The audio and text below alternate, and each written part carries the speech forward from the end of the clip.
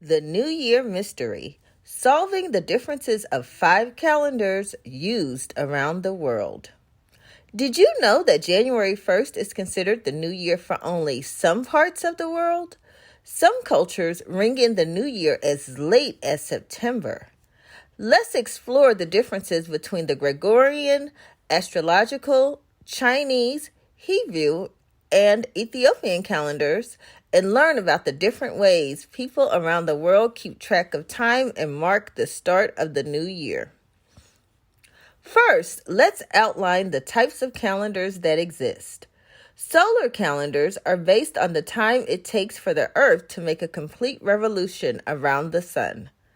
Lunar calendars are based on the monthly moon cycle and tracks time from one new moon to the next. Lunisolar calendars use a combination of both methods to measure time.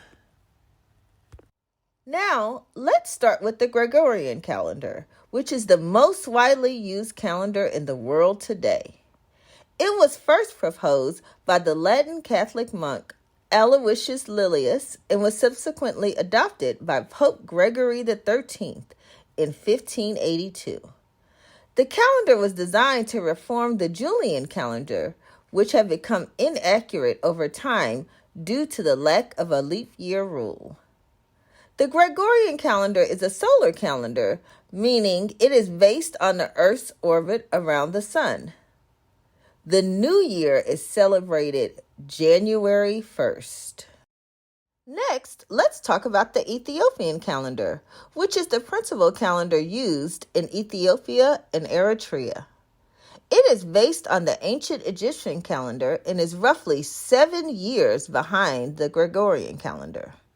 The Ethiopian calendar has a long and complex history, with some sources tracing its origins back to the 3rd century BC.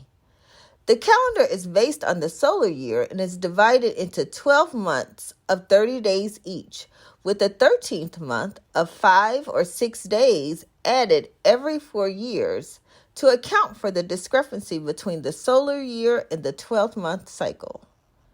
The new year is celebrated September 11th. Now, let's look at the Hebrew calendar. The Hebrew calendar is a lunar calendar, meaning it is based on the cycles of the moons. It has 12 months, each with 29 or 30 days, and an additional month is added every few years to keep the calendar in sync with the solar year. The Hebrew calendar is used by Jewish people around the world to determine the dates of religious holidays and ceremonies. Rosh Hashanah, which translates to head of the year, is the Jewish New Year and occurs in September. The Chinese calendar is a lunar solar calendar, which means that it is based on both the solar year and the lunar month. It has 12 months, each with 29 or 30 days, and an additional month added every few years to keep the calendar in sync with the solar year.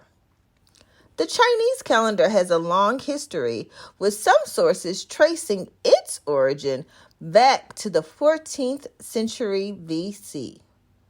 The calendar is used in many countries in East Asia, including China, Taiwan, and Japan.